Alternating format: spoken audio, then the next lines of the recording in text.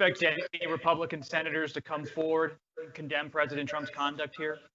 So look, I wonder, and I've thought a lot about over this last 3 years about when do bullies and demagogues, how do they fall in American history? You know, whether it's McCarthy or Bull Connor,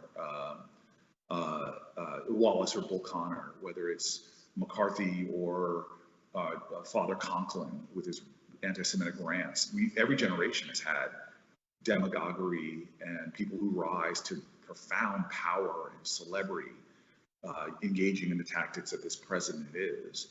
And what often happens, as we saw with McCarthyism, what we saw with Bull Connor in Birmingham, is that people of good conscience rise up to condemn them ultimately. It's that famous moment in the United States Senate, Senator, have you no decency? And so what General Mattis and others are starting to do is you're starting to see the clarion call, the moment at which this man has gone too far. And I want to let everybody understand, because he's literally trying to, what he does all the time, is to change the facts in a way that's Orwellian to me. I mean, there is international media to domestic media in Lafayette Park.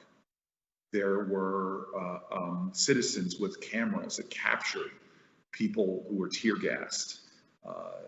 The bullets, the way they cleared peaceful protesters, the irony of him standing in the Rose Garden, giving lip service to our precious ideals, and then to so viciously behind him be violating them.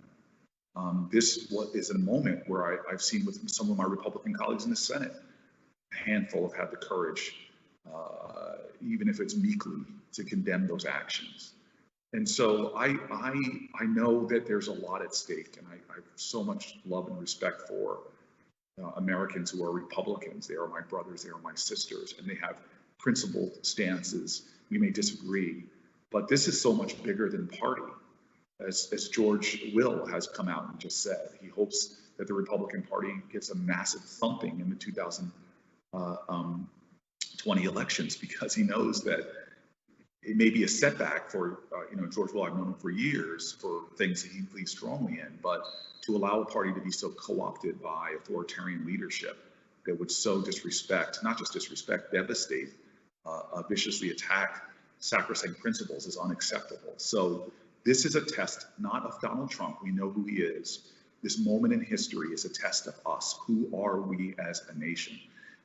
And how deep is our love? Patriotism is love of country. You cannot love your country. It's not sentimentality. You cannot love your country unless you love its ideals, its countrymen and women.